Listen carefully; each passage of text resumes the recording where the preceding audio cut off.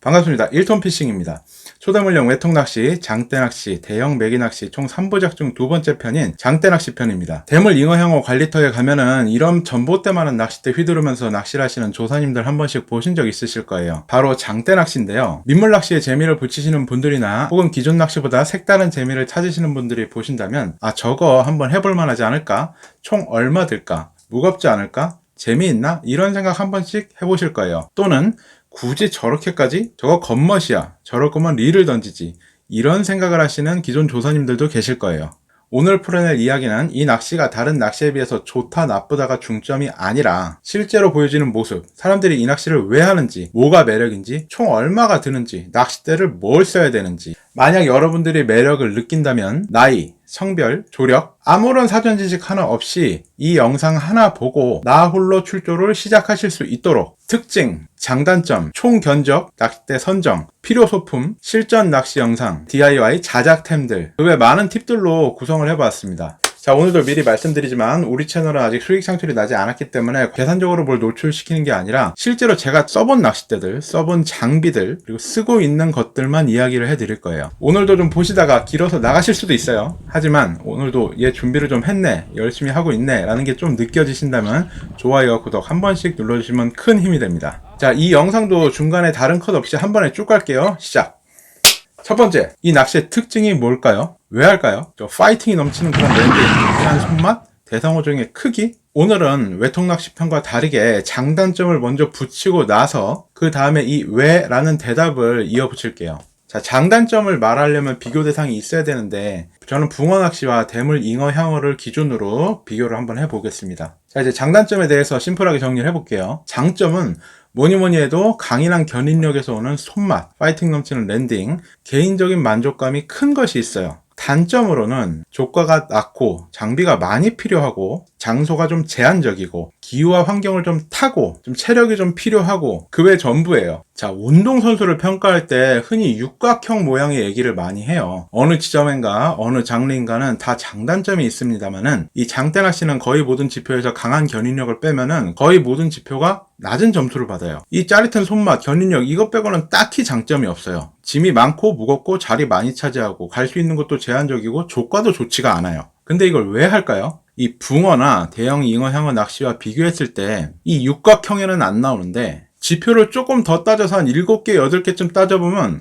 갑자기 다른 낚시와 비교도 안 되게 갑자기 팍 뚫고 나오는 그런 장점이 있어요. 장대 낚시를 설명하고 비유할 때 가장 어울리는 단어가 하나 있어요. 바로 할리 데이비슨. 이거 하나로 90% 정도를 설명을 할 수가 있어요. 자, 다시 장점으로 내세울 건 두 가지. 강인한 견인력과 자기 만족감이에요. 견인력은 뭐 딱히 더 설명드릴 게 없어요. 붕어 낚시는 승용차 세단, 노지 대물 낚시는 SUV, 장대 낚시면은 덤프트럭으로 비유를 할 만큼 이 파워 밸런스, 이 구분은 명확한 거고 일반 낚시 기법보단 더 수월하게 역대급 사이즈, 미터급 사이즈의 대상어종을 만날 확률도 높고 제어할 수 있는 확률도 높습니다. 자, 그리고 자기 만족감. 어떤 취미든 첫 세팅, 풀 세팅으로 예쁘게 시작할 수 있는 취미들 참 많아요. 비싼 장비에 좋은 결과를 기대하는 소위 장비병, 지름신이 오는 취미들의 공통점은 바로 생활 스포츠의 일부분으로 현대인의 삶에 밀접하게 녹아들었다고 인정받는 장르들이고 남들과 다른 개성과 애정을 보여주는 과정, 갖춰가는 과정 자체만으로 재미를 느끼고 힐링이 되는 그 만족감을 공통으로 가지고 있어요. 수백만 원이 넘는 자전거 프레임, 수천만 원이 넘는 오토바이, 값비싼 당구 큐, 비싼 테니스채, 골프채, 비싼 카메라 같은 거요. 갑자기 이 이야기를 왜 했냐면 이 장대 낚시를 왜 하냐는 질문에 있어서 이 재밌어라는 말로 퉁치는 거 말고 조금 더 구체적으로 풀어보는 거예요. 이 장대 낚시를 즐겨 하시는 조사님들은 제 생각엔 이 만족감이 다른 낚시에 비해서 평균적으로 꽤 높아요. 이 세팅이 복잡하고 짐도 많고 시간이 많이 걸려서 그 노지 다대편성 조사님들이 세팅 완료 시에 느끼는 정복감과 성취감도 일정 부분 있습니다. 또 장대로 노지 낚시만 다니시는 분들도 계세요. 이거를 단순히 재미로만 바라보기엔 조금 그런 게 이 낚시의 재미는 뭐니 해도 결국에 51대 49로는 마리수를 꼽아요. 이 장대 낚시에서 조과를 바라는 사람 다른 낚시에 비해서 진짜 많지 않아요. 한 번 던지고 몇 시간 동안 미끼 안 갈아주는 사람도 있습니다. 제 경우도 지난 가을 관리 낚시터 영상처럼 어복 터져갖고 붕어 100마리 정도 하고 그 다음 주에 대형매기 장대 낚시 가서 미끼 한번 던져놓고 경보기 연결해 놓은 다음에 텐트에서 유튜브 보고 뭐 시켜먹고 드라마 보고 이러고 오는 날도 있어요. 보통 낚시 갔다가 꽝 치면은 별 달았다고 그러는데 우리들끼리 4성 장군, 5성 장군 이렇게 놀리기도 해요. 붕어 낚시에 비해 할 수 있는 낚시터도 많지 않고 결국 다니는 사람끼리 마주치는 확률도 높습니다. 자연스럽게 조우도 생기기도 하지만 혼자서 힐링하러 다니시는 조사님들도 굉장히 많아요. 자, 그렇다고 세팅 비용이 비싸냐? 꼭 그렇지도 않아요. 갭이 크지 않아요. 조금 이따가 낚싯대랑 받침들, 그 다음에 필수 소품, 채비도 및 채비법 이런 것들 소개 이후에 총 견적, 가견적, 그리고 추천 입문 방법, 비용을 어떻게 쓸 것인가까지 한 번에 다 소개를 해드릴 거예요. 유튜브 장대낚시 쪽은 제가 다 찾아봤는데 아마 최초일 겁니다. 이 낚시가 생각보다 재미있고 다른 낚시와 조금 패턴이 다르고 호흡이 조금 달라요. 고기를 잡았을 때 느껴지는 그 감정의 선도 약간 다른 면이 있습니다. 한 마리 잡았을 때 그 여운이 1년 넘게 가는 일도 있더라고요. 자, 근데 우리 동료 낚시인 여러분들과 선배 조사님들 이 타이밍에 슬그머니 드시는 생각이 있으시겠죠? 넌 이 영상을 왜 만들었냐? 뭐 고작 이런 거 말하려고? 이게 재밌다고? 홍보하려고? 사실 글이나 영상으로 이 낚시를 소개하는 게 꽤 큰 도전이에요. 왜냐면 장대 낚시는 입문할 때 이 진입장벽이 조금 있어요. 혼자서 입문하는 게 조금 빡세요. 자, 우리가 뭐 붕어카페나 월척 같은 사이트 가갖고 물어봅니다. 장대낚시 어떻게 시작해요? 하면은 댓글의 95%는 장대낚시 전문 카페로 가세요 이렇게 얘기를 해요. 그러면 가서 물어보러 가서 어렵게 카페 회원 가입을 하고 또 거기다 글을 씁니다. 이거 뭘 사야 되고 어떻게 시작해요? 그러면 또 댓글의 95%가 낚시터에 가서 직접 물어보세요. 그럼 낚싯대만이라도 특성들은 어떻고 뭘 사야 되냐고 물어보면 이러면 물가에 가서 내가 직접 들어보고 경험을 해서 판단을 해야 합니다. 대부분 이래요. 여기서 일단 진입장벽에서 꽤 많은 조사님들이 그냥 포기를 하세요. 또는 이제 자주 가는 낚시터에 직접 가. 그때부터 상황이 좀 웃긴 거예요. 가죽 자켓 딱 입고 선글라스 팍 끼고 손 이렇게 들고 할리 데이비슨 타는 사람한테 가갖고 그 오토바이 어디서 사요? 얼마예요? 재밌어요? 이렇게 타면 팔 안 아파요? 이렇게 물어보면 좀 웃기잖아요. 대답하는 사람도 남자라면 이런 거 한번 타봐야지. 재밌으니 타는 거잖아요. 이런 것도 뭐 좀 뻣뻣하고 조금 모양새가 좀 그래요, 서로. 사실 방금 제가 말씀드렸던 이런 답변을 해주시는 분들이 모르거나 귀찮아서 이러는 게 아니에요. 오히려 엄청 친절하신 분들이 있어요. 왜 하는지와 어떻게 하는지의 이유가 재미와 만족감인데도 이걸 어떻게든 알려주려고 하시는 거잖아요. 또 막 시작하시는 분들은 오히려 좀 덜한데 또 조력이 좀 오래되신 선배 조사님들께서는 이런 낚시에 막연히 좀 거리감을 두게 되고 약간 비호감적인 시선? 약간 그런 것도 있어요. 낚시란 게 어떻게 세월이 지나가면서 어떤 지점에서는 내 조력과 노하우로 축적되어 있는 실력이 오히려 호기심과 새로운 경험에 대한 욕구를 약간 저지시키는 그런 것도 있어요. 그분들이 진짜 열악한 환경에서 호기심 하나, 개척정신 하나로 어렵게 넘어에서 배우고 독학하신 것들을 우리는 되게 미디어로 지금 쉽게 유튜브 같은 걸로 보고 있잖아요. 저희 아버지도 이러셨는데 저랑 같이 낚시 다니시면서 큰 메기도 잡고 이러시면서 지금은 상당히 호의적으로 많이 바뀌셨어요. 자, 무슨 말을 하는 거냐면 호기심을 가지고 보시는 대부분의 입문자분들과 조력이 깊으신 선배 조사님들께는 방금 얘기했던 이 사이의 연결고리, 바로 이 사이 부분, 입문 가이드, 이 부분이 이 낚시에서는 좀 부실해요. 저번 외통 낚시에서도 실사용기의 단점, 낚싯대 선정, 기존 영상에는 거의 없다고 말씀을 드렸었죠. 사실이었죠. 이 장대 낚시도 솔직히 이런 식으로 입문자 여러분과 기존 낚시인들 위주로 편하게 풀어놓은 영상이 거의 없어요. 검색해보시면 바로 나오죠. 이게 오늘 왜 이 영상을 만드는지 그 부분을 좀 긁어드리려고 합니다. 딱 한 마리만 잡아보면은 야, 이 낚시 스타일이 나랑 맞네, 야 이거 재밌네, 한 번 더 던져봐야지, 이 사이즈가 딱 나와요. 딱 거기까지 내비게이션, 혼자 출조해서 한 마리를 직접 잡을 수 있는 이 영상을 만든 이유가 그겁니다. 저는 붕어낚시, 대물낚시, 장대낚시, 대형메기낚시, 송어낚시 다 번갈아 가면서 즐기기에 딱히 특정 장르에 가중치를 두거나 편협되게 말씀은 안 드려요. 이 낚시가 주류 장르의 낚시는 아닌 건 확실해요. 하지만 매력이 정말 많아요. 생각보다 그렇게 비싸지도 않고 진짜 한번 해볼 만해요. 자, 이제 바로 장비 쪽으로 갑시다. 낚싯대와 받침대 같은 거 소개하고 필수 소품 장비들, 그 다음에 총견적, 어떻게 입문할 것인가까지 한 번에 가겠습니다. 바로 낚싯대 소개랑 받침대 선정부터 들어갈게요. 일단 보통은 5칸 이상 때부터는 이쪽 장르긴 한데 노지 다대편성용 대물붕어 낚싯대 5칸, 6칸이랑은 약간은 궤가 달라요. 이 장대 낚시 특징 중 하나가 파워풀한 챔질에서 시작되는 강력한 손맛, 또 강제 진압이 동반된 커다란 대상어종과의 힘싸움인데 방금 얘기해드린 이 낚시 스타일을 소화하기가 조금 어려워요. 설계 구조부터 대상어종이 사이즈가 다르고 그로 인해 낚싯대 파손도 심합니다. 이 절번이 좀 짧아서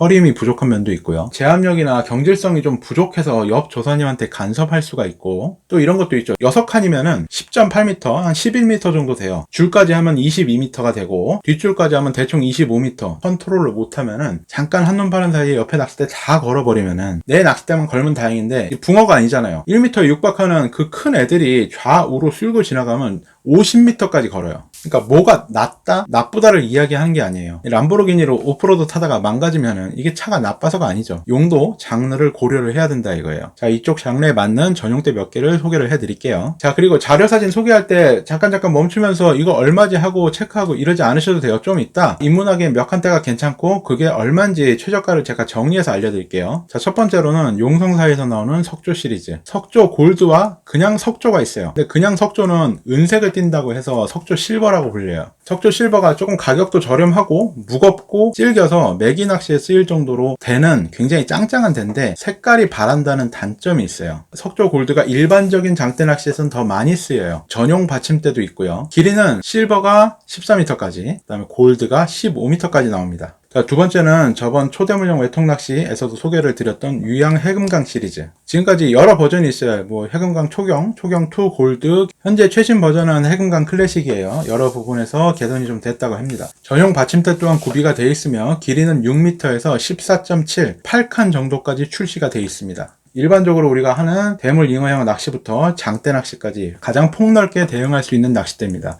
이 특장점으로는 랜딩했을 때 대 울음소리가 굉장히 좋습니다. 자, 세 번째로는 애경 대작의 럭셔리 시리즈가 있어요. 현재 신품을 살 수 있는 거는 럭셔리 플러스고 마찬가지로 전용 받침대가 구비되어 있습니다. 방금 소개드렸던 낚싯대들보다는 약간은 가볍고 연질입니다. 길이는 11에서 15m까지 나와 있습니다. 자, 그리고 아트7사의 다마스쿠스 디아블로 검심 낚싯대가 있습니다. 가장 경질성이 있고 약간 무겁지만 짱짱하고 매기 낚시까지 보신다면은 이 다마스쿠스, 일반적인 장대 낚시에서 가볍고 경쾌한 손맛을 원하신다면 검심, 뭐든 적당한 게 좋고 중간값을 원한다 싶으시면 디아블로를 선택하시면 됩니다. 6m, 3.3칸부터 22m, 12칸까지 출시가 되어 있습니다. 가장 대중적으로 장대 낚시인들이 많이 쓰고 받침대와 받침틀과의 세팅이 조화롭습니다. 낚싯대, 받침대, 받침틀을 포함해서 장대 낚시의 전반적인 모든 제품을 생산하고 있어 전체적인 밸런스와 깔맞춤 세팅도 아주 좋습니다. 저도 주로 이쪽 제품을 사용을 많이 해요. 그 외로는 강원산업의 리얼파이트, 동미조영사의 후속작인 초심대, 다크나이너 등의 전용 받침대와 함께 세팅이 가능한 낚싯대들이 출시가 되었고, 그 밖에는 대중의 선택을 받지 못한 낚싯대나 사업 철수로 지금은 구할 수 없는 낚싯대들도 많습니다.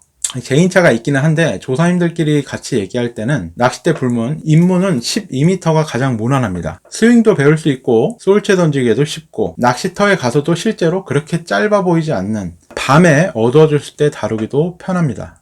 자, 그리고 받침대 갑시다. 받침대는 지금 소개해드리는 낚싯대 제조회사에서 같이 출시한 전용 받침대들이 있어요. 장대 전용 받침대 4절이면은 밑에 스텐봉에 물리는 굵기가 34파이 정도 되고 받침대 길이는 4m 정도, 어울리는 낚싯대는 12m까지 어울립니다. 5절은 총 길이는 5m 정도 되고 받침틀에 물리는 굵기는 38파이 정도 되고 어울리는 낚싯대 길이는 14에서 15m까지 올리실 수 있습니다. 만약 여러분들이 낚싯대를 준비를 하셨는데 따로 구비되어 있는 받침대가 없다, 깔맞춤되어 있는 받침대가 없다 싶으면은 강원산업에서 나오는 자수정 대물 장대 받침대가 있어요. 4절과 5절이 있습니다. 4절 4m에 34파이 제품, 5절 5m에 38파이 제품. 이 받침대 중 하나를 선택하셔서 구비하셔서 쓰셔도 됩니다. 가격대는 10만원에서 왔다 갔다 합니다. 그리고 받침대는 순정을 사시든 튜닝된 걸 사시든 어떤 걸 사시든 간에 앞주걱이 달린 걸로 사셔야 돼요. 가끔 없이 따로 사야 되는 거 사셨다가 크게 낭패 봅니다. 자, 이제 받침대를 소개를 해드릴게요. 저는 다른 것도 많이 써봤는데 지금은 이거 위주로 쓰고 있어요.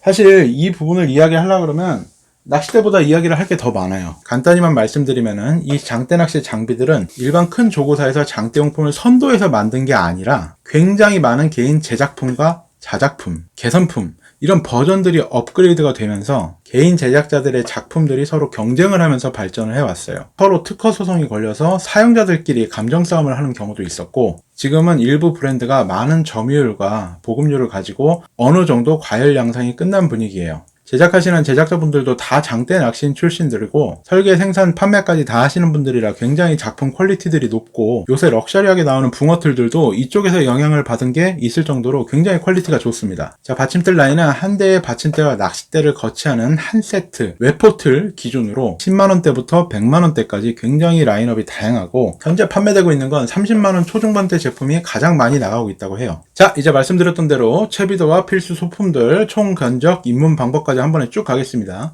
자, 채비도입니다. 다른 건 뭐 별거 없고 가장 눈여겨봐야 할 게 이 솔체 기둥줄이에요. 장대 낚시는 스윙 또는 솔체로 캐스팅을 하게 되는데 스윙은 지형 구조도 많이 타고 옆에 조사님들께 약간 민폐도 있기 때문에 90%는 솔체를 한다고 보시면 됩니다. 단정적으로 말하면 스윙하는 거 몰라도 돼요. 따라서 모든 채비에 이 솔체 기둥줄 세팅을 해야 되는데 아주 쉽습니다. 도래, 줄, 스토퍼 3개, 3개, 도래, 끝.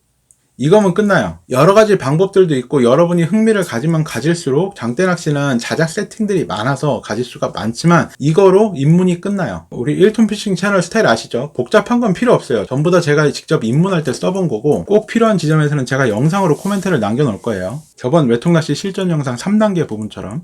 자, 다시 길다란 줄에 스토퍼 3개, 3개, 양끝에 도래, 스냅 도래 이렇게 끝이에요. 총 길이는 80cm에서 1m 정도 주시면 됩니다. 도래 부분은 원줄과 묶고 스냅 도래 부분은 봉도를 달 거예요. 이렇게 솔체 기둥줄 채비가 끝입니다.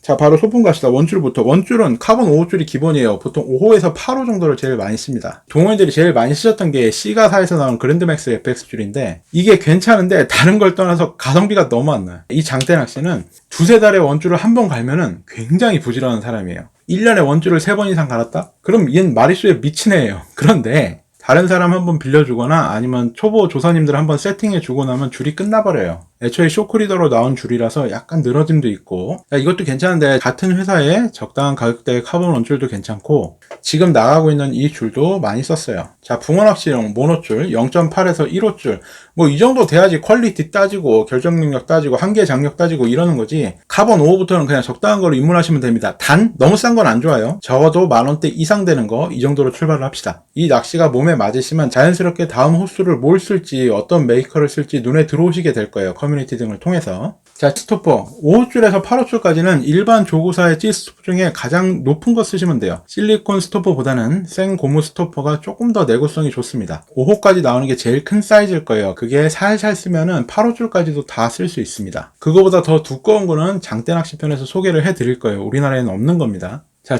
찌고무부터 살짝 다릅니다. 이 낚시는 이렇게 찌가 돌면 안 돼요. 잘 안 보이죠? 자, 일반적으로 20m가 넘는 거리에서 이 찌탑이 잘 보이지 않아서 이런 식으로 찌 고무 작업을 많이 하게 되는데 이게 바람 불 때마다 흔들흔들 물살이 흔들리면은 입질이라도 잘 안 보일 때가 있어요.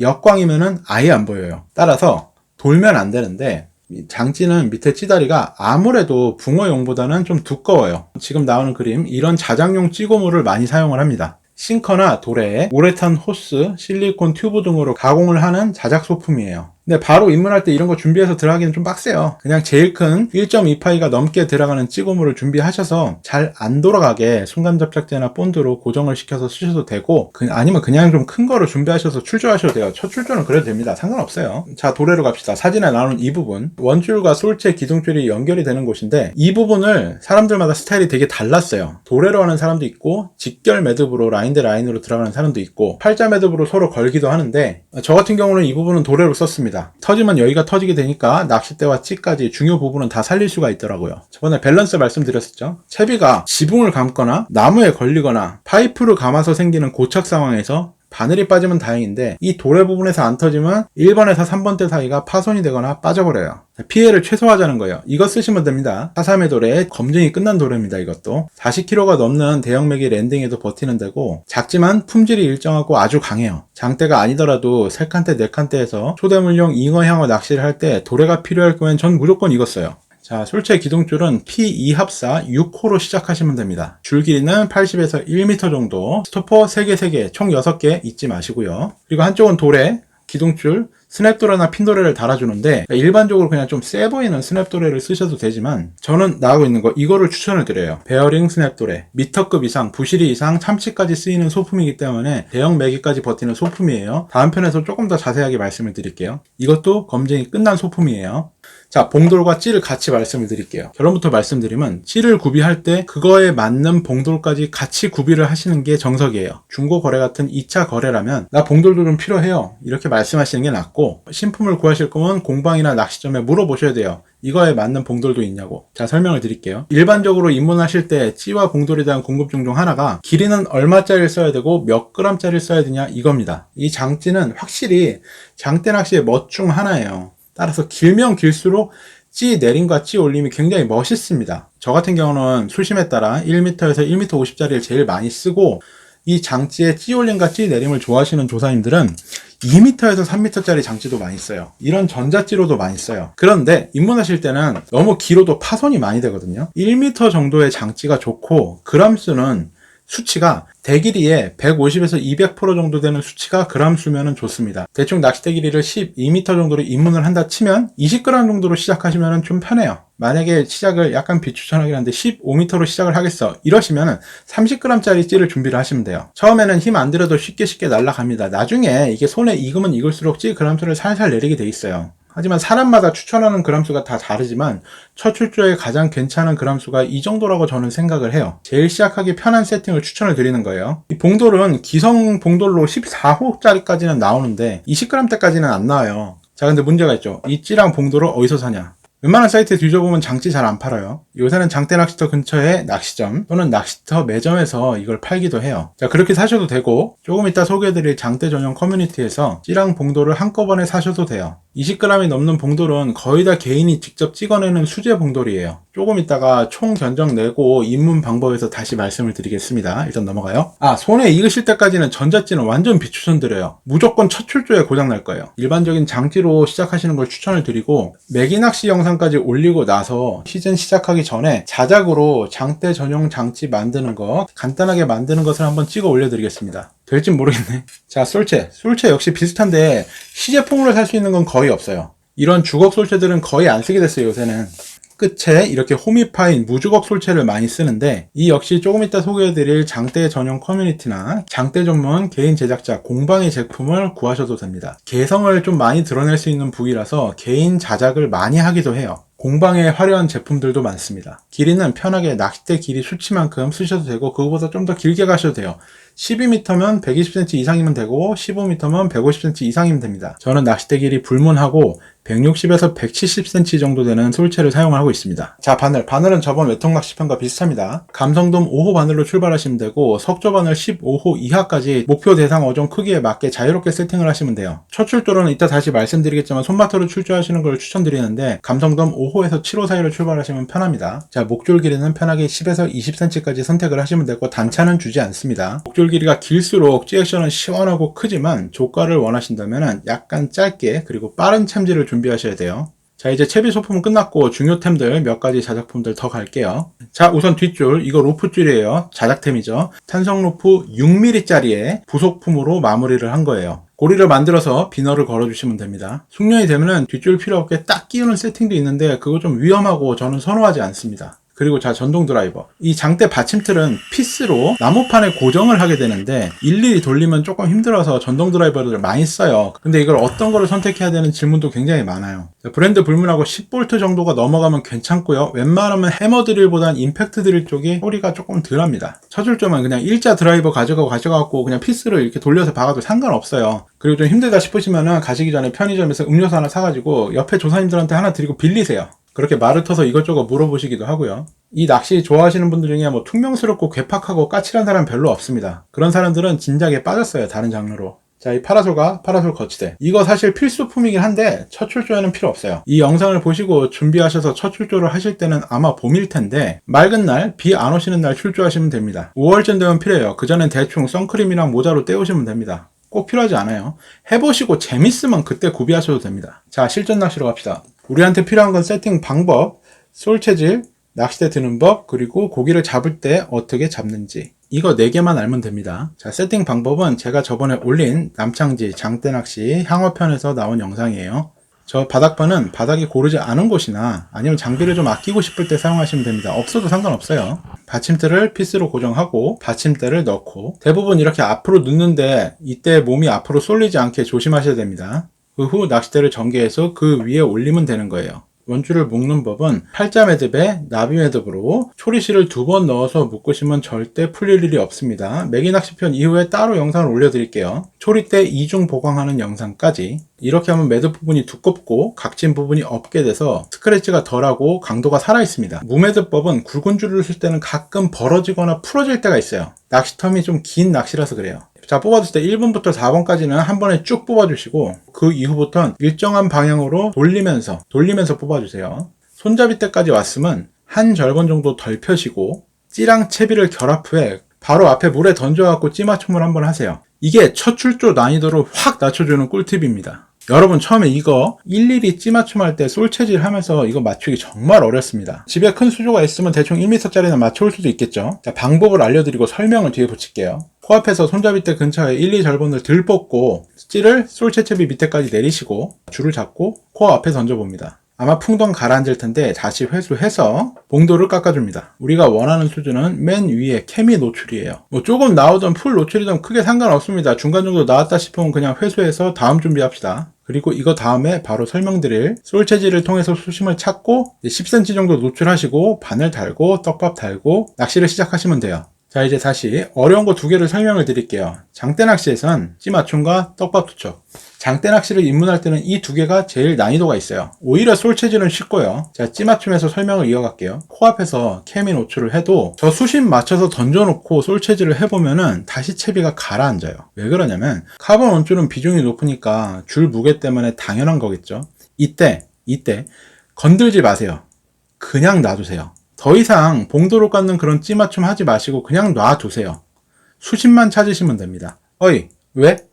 이거 무거운 찌맞춤인데? 아니, 노지도 아니고 기본적으로 수평 찌맞춤은 해야지 민물낚시인데, 이렇게 생각이 드실 거예요. 자, 핵심은 이 낚시는 줄무게가 굉장히 심해요. 카본 원줄에 5호 이상의 두께, 그리고 깊은 수심. 사선 잡는 것도 사실 거의 불가능해요. 설상가상으로 대상어종이 입질을 했을 때 이물감을 느껴서 뱉거나 지느러미로 회를 치거나 몸으로 툭툭 칠 때 찌표현은 깔짝깔짝 하겠지요. 그 얘기는 물속에서는 일반적인 낚시에서는 봉돌이 움직이게 되고 사선을 잡아놨기 때문에 다시 그 자리에 떨어지게 되는데, 이 장대 낚시는 찌맞춤이 붕어떼처럼 예민하고 가볍게 딱 맞춰놓으면은 봉돌이 뜨고 내려앉을 때 줄 무게 때문에 낚시인 쪽으로 약간 당겨지게 돼요. 낚시인이 여기 있을 때 봉돌이 밑에서 입질을 해서 떴다가 이쪽으로 당겨지는 거예요. 줄이 당기고 있어갖고 바닥으로. 무슨 말이냐면 봉돌이 바닥이 있으면 여기서 떠서 이쪽으로 가라앉아요. 또 뜨면 또 일로 가라앉고 줄이 아래로 옆으로 당기고 있기 때문에 채비가 끌려올 가능성이 있다는 거예요. 낚시인 쪽으로. 이 장대 낚시는 카본줄은 이래요. 여기서 떠서 일로 가라앉아요. 자, 이제 무려드는 게 뭔지 아시겠죠? 바늘이 떡밥에서 집어군에서 이탈될 수가 있어요. 과장 조금 섞어서 장대 낚시 조과의 90%를 좌우해요. 이걸 어찌 해야 물 밖에서 이걸 컨트롤할 수 있냐, 이게 화두죠. 오히려 봉돌을 깎는 분이 많습니다. 던져보고 가라앉으니까, 무거우니까. 그렇게 해서 꽝치고 장대 낚시 무겁고 재미없고 고기 안 나오네 하고 재미없다고 파는 분들이 많아요. 그래서 입문자들은 찌맞춤을 약간 무겁게 해야 된다는 걸 모르고 대처를 못하는 경우가 많아요. 이제 이거 보시고 나면 할 수 있죠.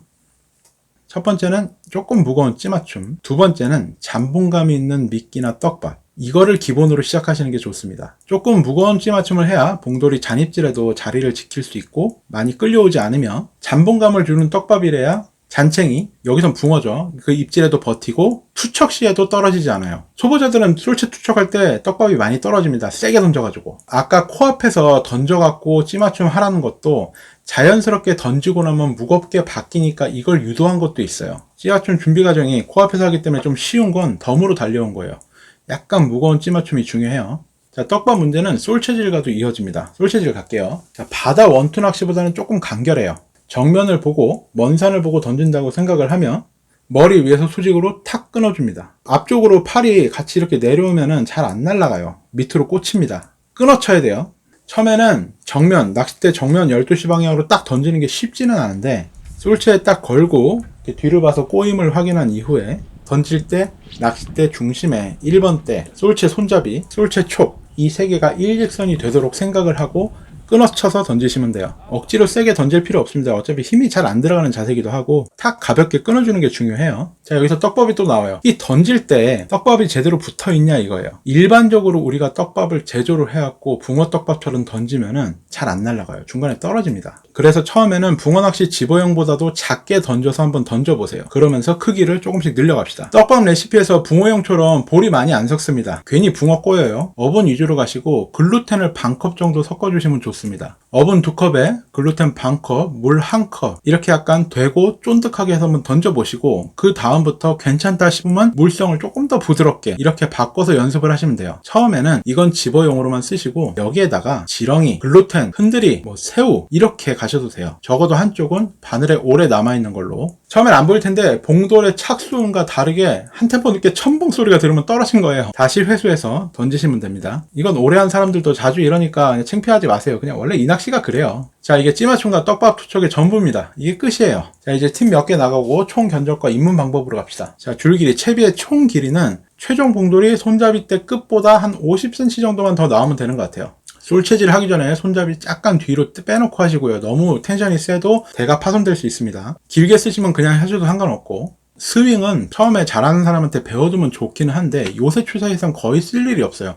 이거 한다는 것 자체가 내가 스윙을 하고 있는데 순간적으로 입질 와서 다른 사람이 대를 들면은 거기에 엉키죠. 아까 얘기했지만 12m면은 25m예요. 옆에 사람이 대를 들 때 거기 걸릴 수도 있고 낚싯대끼리 부딪히면 낚싯대가 파손될 수도 있어요. 그래서 사람들이 이제 캐스팅을 할 때 뻥이요 외치고 이렇게 던지기도 해요. 근데 이제 물도 많이 튀고 소리도 있고 이래서 약간 민폐다 싶어가지고 요새는 솔체질 위주로만 해요. 그리고 솔체가 훨씬 정확하기도 하고, 다만 이제 바람이 불 때는 약간 오조준해서 편차를 좀 잡아줘야 되는 그런 것도 좀 있습니다. 이따 후반부에 낚시터 썰에서 다시 다룰게요. 이거 처리법들. 고기를 잡을 때는 어깨 쪽으로 살짝 당겨서 줄을 먼저 잡으시고 낚싯대를 내려놓고 낚싯대를 살짝 뒤로 좀 빼놓고 그 다음에 줄을 당겨가지고 고기를 처리를 하시면 돼요.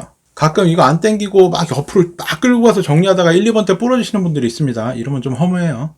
자, 캐스팅과 챔질시 낚싯대 파지법은 오른손잡이 기준에서 왼손은 최대한 끝쪽에 가깝게 잡으시고 허벅지 근처에 위치하시면 됩니다. 오른손은 자연스럽게 높은 곳을 잡는데 연결 부위까지 잡는 건 좋지 않아요. 들 때 왼팔을 펴면서 누르고 오른손을 당겨줍니다. 내려놓을 땐 천천히 내려놓으시면 돼요. 낚싯대 전체적인 세팅은 3, 4번대 정도가 물속에 잠기시게 세팅을 하시면 됩니다. 사선을 잡느냐? 아니요, 잡는데 이게 채비를 수직 입수시켜갖고 잡는다는 개념이 아니라 저번에 외통낚시처럼 원줄의 텐션을 약간 줄여줘서 이물감을 줄인다는 개념으로 접근하시는 게 맞아요. 어차피 이쪽에서 한 50cm 정도 밀어준다 치더라도 저기 물속에 가서 채비가 일렬로 수직 입수가 예쁘게 되지 않습니다. 원줄 무게가 상당하기 때문에. 외통낚시 편 보신 분들은 어떤 말씀이신지 아시죠? 이물감 줄이기. 솔체질 전에 한 걸음 정도 낚싯대를 뒤로 빼놓으셨다가 투척을 하고 찌가 쓰면은 앞으로 밀어주시면 됩니다. 민감한 채비에 예민한 어종, 어려운 낚시 아닙니다. 그냥 편하게 가시면 돼요. 자, 이제 대충 끝났습니다. 자, 이제 우리 총 견적과 입문 방법에 대해서 얘기해 볼 거예요. 자, 이제부터는 객관적으로 나온 시장 가격을 아주 주관적으로 조합하고 해석을 해서 다른 낚시와 비교해서 가견적을 한번 내볼게요. 자, 전제 조건은 관리형 낚시터에서 특이한 세팅이 아니라 최소 2-3명 이상 하는 세팅, 그 다음에 현금 가격 기준 이렇게. 자, 붕어 낚시 다대펜스가 아니라 마리수용 세팅으로 간다 치면은 입문할 때 3.2칸 쌍포 기준에 10만원대 낚싯대로 입문을 한다면 총 견적이 30에서 50만원 정도면 세팅이 끝나요. 중고로 보면은 이런 소자 세팅까지도 할 수 있어요. 그리고 낚싯대 힘을 조금 더 준다 치면은 100만원 정도면 세팅이 나와요. 아주 최신 그리고 예쁜 소자를 풀 세팅으로 하고 3위칸 기준의 90g대 낚싯대 쌍포를 기준으로 한다면 200에서 250만원 정도면 세팅이 나와요. 이게 거의 평균적인 분포인 것 같아요. 물론 상위 0.1% 이상으로 몽월대, 청명 마스터 또는 일산 중층대 얘기를 하는 건 아니에요. 자, 그리고 저번에 소개해드렸던 대물 잉어 향어 세팅에서는 붕어 때보다 확연히 적게 들어요. 신품가를 기준으로 해도 아주 좋은 소자 풀옵션을 쓸 경우에는 고정비용은 100만원 전후로 동일하게 들어가지만 낚싯대들이 신품이어도 40만원대로 쌍포와 받침대가 나옵니다. 이런 철갑상어 때 할인할 때 사면은 쌍포에 10만원이면 사기도 해요. 그리고 소자보다 오히려 편한 일반 낚시 의자를 선호하는 경우가 더 많죠. 자, 이제 장대. 자, 장대는 12m 외포 기준으로 봤을 때 오픈마켓과 일반 낚시점에서 우리가 살 수 있는 현금 최저가 가격 2020년도 기준으로 해금강 12m는 57만원, 석조골도 59만원, 석조 실버 48만원, 럭셔리 플러스 57만원이고 이 낚싯대의 전용 받침대들은 20만원대 전후로 나와 있어요. 그리고 전문 장대용품 제작사들의 낚싯대 12m가 보통 70에서 90만원 사이에 가격이 형성되어 있고 받침대 가격은 낚싯대 가격의 30에서 50% 사이로 형성이 되어 있습니다. 받침대는 아주 심플하게 10만원 이상부터 풀 세팅 시 100만원이 넘어가는 세팅까지 라인업이 있어요. 자, 이러면은 이제 기본적으로 우리가 입문할 때 전부 신품으로 입문을 한다 치면은 대략 총 100만원부터 시작을 하겠죠. 그리고 아주 최상급으로 12m 기준으로 세팅을 하면은 250만원 정도의 세팅이 나오겠네요. 나중에 17이나 18m까지 보신다면은 350만원 정도까지도 들어가요. 자, 근데 이게 갑자기 한번 해볼까 하고 100만원 쓰기엔 좀 거시기 하죠. 조금 실용적으로 어떻게 입문하는지 이제 가봅시다. 지금 이걸 왜 총견적 뒤에 붙였냐면은 결국 어떻게 하면 이거를 조금 경제적으로 시작을 할 수 있을까? 혹시 나와 안 맞더라도 다시 처분을 할 수 있을까? 이 포인트를 짚어드리려고 해요. 이게 해결된 채로 이 낚시를 시작하면은 이거부터가 진입장벽이 많이 낮아진 거거든요. 자, 결론부터 말하면 이 낚시의 장비는 중고 가격 방어가 굉장히 잘 돼요.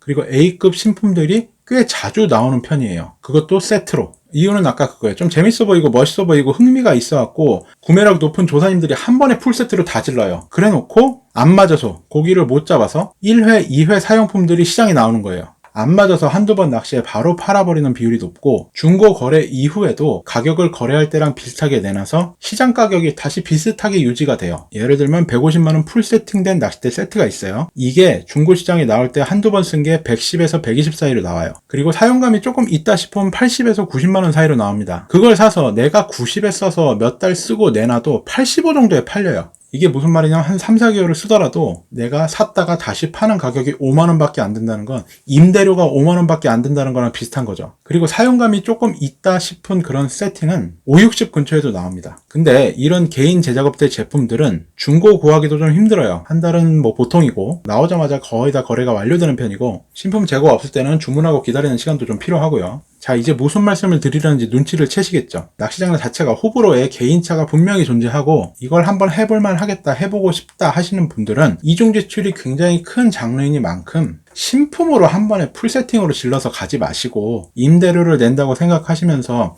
적당한 중고 풀 세트를 사서 한번 써보시고 이게 내 스타일과 맞다, 괜찮네, 해봄직함하다 하면은 다시 팔아버리고 자기가 목표치로 하는 풀 세팅으로 가시는 게 낫다 이거예요. 아주 세부적인 가격대에 편차는 조금 있겠지만 짜잘한 것까지 따지면 스펙트럼을 조금 넓게 잡았으니까 대부분 실제 공감할 수 있는 가격의 범위대로 잡았다고 생각을 합니다. 이걸 왜 공개하고 이런 말씀을 드리냐면 아주 대략적인 가이드라인을 알려드리는 것도 있고 또 입문을 또 쉽게 도와드리는 것도 있지만 이중 지출을 좀 줄이셨으면 하는 메시지가 커요. 솔직히 이 낚시는 입문할 때 한 번에 풀세트를 쫙 해서 시작하는 사람들이 끝까지 정착하기가 조금 많이 없더라고요. 호불호의 영역도 포함된 거고 자기 만족감이 굉장히 센 영역이라서 마음에 안 들면은 안 해요, 사람들이. 그러니까 처음에 말씀드린 신품 가격 기준은 최종 지출이 이 정도 들었을 때 세팅이 끝난다, 이 말씀을 드리는 거고 그 후에 입문 방법으로 붙였던 방법들이 실제로 우리가 시작할 때 어느 정도로 한번 해볼 수 있는지 이렇게 실용적인 거를 알려드린 거예요. 이쪽이 훨씬 더 실용성이 있죠. 저처럼 1m 30 넘는 큰 맥이 잡겠다고 장대 입문을 맥이 낚시로 해서 첫 수를 할 때까지 몇 달이 넘게 걸리는 이렇게 입문하는 경우는 거의 드물지만 어차피 이 낚시의 재미는 한두 번의 출조로 판가름이 나요. 어떻게 하냐면 간단해요. 한두 번 쓴 매물들이 굉장히 많이 나와요. 낚싯대의 특성상 생활 스크래치가 생기기 때문에 낚싯대 사용 이력을 속이기 힘든 부분도 있습니다. 또 장비를 관리하시는 분들이 많아가지고 장비 상태가 비교적 좋은 것도 많습니다. 장대 낚시 그 자체의 매력에 끌려가지고 잡을 때까지 몇 번이든 출조하시는 그런 조사님들도 계시지만 손마터로 첫 출조를 권해드려요. 그래도 열심히 준비해서 첫 출조 딱 했는데 못 잡고 꽝 치면 좀 그러니까 터가 센 자비터보다는 손마터로 출조해서 되도록 첫 출조에 첫 고기를 걸어봐야 이 사이즈가 나온다는 거예요. 자, 이제 중고거래 방법. 이 장대 낚싯대 중고거래는 월척이나 낚시사랑, 중고나라 이런 데서 잘 이루어지지 않습니다. 장대 전용 카페에서 많이 이루어져요. 다음 카페고 장대와 우리 이야기, 장대 클럽, 장대 촌 이 3개 정도 카페에 신품 포함 2차 판매 물량의 90% 정도가 노출이 됩니다. 카페마다 특징이 있어요. 좀 큰데 중고거래 위주로 돌아가는 카페가 있고, 모임과 친목이 활발하게 진행되는 카페도 있고. 자, 이제 장대낚시의 특징, 장단점, 낚싯대 소개, 받침들 소개, 소품들, 채비, 실전 낚시 영상, 총 견적, 입문 방법까지 소개를 해드렸습니다. 여기까지만 보셔도 되고요. 이 이후로는 장대 낚시터 썰을 좀 얘기를 해드릴게요. 장소도 소개를 해드리겠습니다. 장르는 대물터예요. 저번에 외통낚시 편이랑 비슷한데 대물터 중에서도 장대 낚시가 되는 곳 자체가 일단 많이 없어요. 붕어터의 10%도 안 될 거예요 아마. 장대 조사님들이 많이 찾는 곳은 정해져 있어요. 애당초 조가를 보고 낚시하는 분들이 적어서 자비터에서도 잡아가는 비율이 거의 없습니다. 대부분 손마터를 선호를 하시는데 많이 가시는 곳은 성은, 한터, 덕봉, 달월, 동신공 낚시터, 그 다음에 경기 북부에 광탄, 봉암, 신암, 그 다음에 서울 동쪽으로는 추곡, 화도, 부림, 신해, 연천의 백각지, 강화도의 오리내지, 충북 제천의 명암, 그리고 경북의 호암, 띠밭, 도속지까지. 빠뜨린 것도 있겠지만 제가 반 이상 꼽았을 거예요. 그나마 고기 얼굴을 첫 출조에 상면하기 쉬운 곳으로. 무조건 첫 출조에는 씨알을 떠나서 한 마리를 잡는 게 중요하다고 생각을 해요. 그냥 주관적인 생각입니다. 올해 목표가 한 번씩 다 촬영하면서 기회가 된다면은 수중 영상도 조금 보여드릴 수 있도록 준비를 해보고 있습니다. 그리고 장대낚시는 이게 좀 웃긴 특성이긴 한데 명당이 잘 없어요. 보통 낚시터 가면은 어디가 명당이라고 물어보면은 뻔하잖아요. 매점 앞에 사람들 많이 몰려있는데 특정 구조물, 새물 들어오는 자리 이렇게 있는데, 이 장대낚시의 최고 명당은 북향이에요. 방갈로나 지붕이 있는 그런 좌대에서 낚시를 하는 게 아니기 때문에 햇빛에 그대로 노출이 되고 파라솔이 필수인 낚시가 되죠. 근데 남향이면 어때요? 해가 앞에서 놀죠. 동에서 떠서 남쪽, 서쪽으로 지기 때문에 계속 앞으로 돌아요, 해가. 그럼 파라솔을 앞으로 내밀어야 되고, 챔질하거나 다시 던질 때마다 계속 파라솔을 옆으로 밀고 다시 던지고 파라솔 다시 세팅하고 이렇게 봐야 되고, 또 역광이고 이런 것들이 좀 문제가 생기는데, 만약에 북향이라면 동에서 떠서 남으로, 그 다음에 서쪽으로 지기 때문에 계속 파라솔이 뒤에서 놀아요. 챔질하기도 쉽고 찌 잡기도 쉽고 찌도 잘 보이고, 이런 곳이 많이 없어요. 만약에 근처 장대터에서 북향인 곳이 자리가 있다, 포인트가 있다 그러면 그쪽에서 경험치 쭉쭉 쌓으시면서 단골이 되셔도 좋습니다. 처음부터 파라솔 사실 필요 없어요. 한번 해보고 이 낚시 괜찮네, 재밌네, 나랑 맞네 싶으면 그때 사셔도 돼요. 출조하실 때 바람 예보랑 지도 한번 보세요. 예를 들면은 서풍인데 서쪽을 보는 낚시터는 조금 힘듭니다. 서쪽으로 지는 애라 햇볕 있죠. 앞쪽에서 바람 불어서 쏠 체질 잘 안 되죠. 역광이라서 찌는 잘 안 보이지. 그나마 고르라면 뒤쪽에서 부는 바람이 편해요. 낚시대 들기가 좀 힘들어서 그렇지 차라리 그게 나아요. 그리고 장마철이나 한여름에는 조금 쉬시는 것도 나쁘지 않습니다. 이게 힘으로만 하는 낚시는 아니어도 그래도 체력 소모가 좀 있어요. 햇빛을 피할 때도 별로 없고. 자, 이제 거의 다 끝났네요. 이제부터는 잡설. 제가 모든 낚싯대와 장비를 비교한 거는 아니에요. 최소 써본 거 위주로 말씀을 드렸고, 가지고 있는 거 기준으로 소스를 따왔어요. 이 장대낚시 장비의 주류가 개인 제작업체의 제품들이 중심이 돼서 사용자층이 나뉘는 터라 조금 민감하게 대응하고 말이 나올 수 있는 업체나 그런 쪽은 다루질 않았어요. 이 정도만 해도 사실 영상에 좌표 찍고 싫어요가 되게 많이 달릴 수도 있어요. 편향되게 얘기했다고. 근데 제가 안 써본 걸 어떻게 얘기합니까, 그죠? 제가 쓰고 있고 쓴 것들만 얘기를 했습니다. 한정된 시간에 구구절절하게 이야기를 다 담을 수도 없고, 기회가 있겠죠, 낚시터에서 만나면. 또 저는 매기 낚시까지 하는 편이라서 쓰는 장비가 딱 고정되어 있을 수밖에 없어요. 제가 쓰는 것들은 견인력 부분에서는 대안이 별로 없는 장비들이에요. 가장 강한 장비들을 쓰고 있어요. 검증돼 있고 조금 무겁지만 짱짱하고 경질성이 있는. 사람들이 좀 가다 보면 스타일이 나뉘어요. 연질이지만 가볍고 밸런스 위주의 많이 투척할 수 있는 낚싯대를 선호하는 사람들도 있고, 가볍고 연지는 거 필요 없다, 강하고 빳빳하고 큰 거 걸었을 때 전혀 흔들림 없이 랜딩을 하고 싶다, 이런 쪽으로 선호도가 생기는 사람들도 있습니다. 그러니까 이거 두 개를 비교할 수는 없는데, 저 같은 경우는 장르가 확실하기 때문에 견인력 쪽으로 가는 거고, 이쪽에서 연질이라고 얘기하는 것도 일반 붕어대나 일반 대물대랑 비교했을 땐 정말 말도 안 되게 경질성이 있어요. 그러니까 이쪽 덤프트럭 사이의 갭이 SUV랑 가깝진 않잖아요. 그래도 여기랑 여기 싸움이지, 확실히 이쪽이랑 궤는 다르니까 너무 걱정하지 마시고 자기한테 맞는 거 선택하시면 됩니다. 그러니까 무엇을 말하느냐도 중요하지만 때로는 어떻게 말하느냐도 중요하잖아요, 그죠? 여기 헬멧부터 위에 옷대까지 풀 세팅 딱 하고 몇백만 원짜리 프레임 자전거 딱 타고 다니고 라이딩 잘하는 사람한테 자전거 잘 타는 영상 찍어놨으니까 한번 보십시오, 이거는 의미 없잖아요. 사실 어떤 종류의 자전거를 어떻게 타는지, 어떻게 즐기는지, 어떻게 효과적으로 사는지, 어떻게 입문하는지 풀어놓은 영상이에요. 그렇게 새로운 동호인들이 유입이 되면은 기존 동호인들이 고수 대접을 받는데 딱히 그렇게 이 낚시는 어떻고 저 낚시는 어떻고 민물낚시끼리 그렇게 각을 세우고 날을 세울 필요는 없다고 생각을 합니다. 이 장대 낚시는 장비와 낚시 기법이 발전하면서 부침이 되게 많았어요. 근데 우리가 이렇게 겪은 부침을 신규 동호인들이 알 필요는 없어요. 과열 양상이 좀 사그라들었으면은 이제 괜찮게 정리된 걸로 서로 추천도 하고 서로 비교도 하고 이렇게 건강하게 발전하는 것도 좋다고 생각을 합니다. 실제 장대 낚시 카페에서는 낚시대끼리 어떤 성능을 비교하는 것 자체가 굉장히 금기시되어 있어요. 서로 얘기를 하면 서로 싸우는 거예요. 내 낚싯대가 최고다, 저 낚싯대 별로다, 이렇게. 이제는 그러지 않아도 될 것 같아요. 많이 시간도 지났고 새로운 사람들한테 그런 모습 다 보여주는 것도 좀 거시기 하잖아요, 그죠? 또 기존 장대 동호인들께 드리고 싶은 메시지도 있는데 실제로 낚시터에서 많이 좀 알려주자는 거예요. 알죠? 저도 잘 알아요. 대부분 오면은 하는 말씀이 이렇게 약간 코웃음 치면서 야, 그거 얼마나 해요? 그거 무거워요? 고기는 잘 나요? 이러면은 대답하기도 솔직히 힘 빠지기도 해요. 서로 이렇게 뻣뻣해지잖아요. 그래서 잘 안 쳐다보게 되고. 물론 신기해서 이렇게 물어보시는 분들도 계시지만 그분들 중에는 진짜 입문하고 궁금해서 물어보고 사람들이 카페로 가라, 카페에서 갔으면 낚싯대로 가라, 낚싯대 가서 직접 한번 물어봐라 이렇게 해서 온 사람들도 있는데 그 중에서 말을 잘 못 붙이시는 분들도 계세요. 대화를 하게 되면 채비도 한 세트 다 매드리고 솔체 캐스팅도 어떻게 하는지 좀 알려드리고 이렇게 같이 밥도 먹고 이러다 보면은 다 친한 형님 아우 되는 거고 어차피 자주 마주치게 되잖아요. 제 말 어떤 말씀인지 알잖아요. 지금보다 훨씬 장대 낚시 인구가 동호인이 더 늘어날 겁니다. 또 우리 장대 낚시 하는 사람 치고 매너 그렇게 나쁜 사람 이젠 많이 없잖아요. 있어도 다른 쪽으로 다 빠졌고 우리 웬만하면 남한테 피해 덜 끼치려고 캐스팅할 때도 물 한번 딱 털고 돌릴 때 사인도 하고 이러고 다 돌리잖아요. 매너 있게 하려고. 낚시라는 장르 특성상 술과 친목, 대화를 그렇게 많이 중요시하는 그런 일부인 사람들은 어디 가나 있지만 저는 옛날보다 더 큰 뭉침이 가능한 때가 올 수도 있다고 생각을 해요. 이 말 어떤 말인지 아시는 분 아시죠? 그 여정에 좀 도움이 됐으면 하는 그런 생각도 있어요. 진심에서 나오는 솔직한 생각이기도 해요. 굉장히 멋있고 매력 있는 낚시 아닙니까? 그죠? 자, 하여튼 오늘도 분량 조절에 실패했습니다. 좀 내용이 부족하진 않으신가요? 저번 영상 보고 좀 짧다고 하신 분들도 계셨어요. 오늘 총 분량은 A4 용지로 29페이지가 나왔고 실제로는 좀 더 길게 멘트를 한 것 같고 녹화 시간은 지금 2시간 반 정도가 좀 넘었습니다. 좀 타이트하게 컷 편집을 하고 드러낼 거 드러내고 걸을 거 걸으면 한 3-40분 내로 편집이 될 것 같아요. 이제 고정 지나고 3월이 지나서 낚시터들이 좀 녹으면은 이제 물가로 직접 다니면서 마스크를 쓰고 좀 이야기를 할 그럴 기회도 있을 것 같고요. 어디로 가는지도 미리 소통이 되면은 가서 궁금한 거 있고 아니면 필요한 거 있으면 제가 직접 채비를 해드리기도 하는 그런 시간이 될 수 있을 것 같습니다. 오히려 영상 한 번에 이렇게 다 담는 게 욕심이기도 한데 그래도 한 번은 제가 어떤 낚시를 어떻게 즐기는지 짧게나마 정리해 놓고 시작을 해야지 그냥 제 조연기만 연락에 올리면 그냥 브이로그 올리는 거나 다름없잖아요. 또 중요한 거는 부분 잘라서 추가 설명 붙여서 다시 업로드를 하기도 할 거예요. 이제 입문에 필요한 것들은 웬만큼 담아놓긴 했는데 궁금한 게 있으시면 댓글을 달아주시면 제가 직접 얘기를 해드릴 거예요.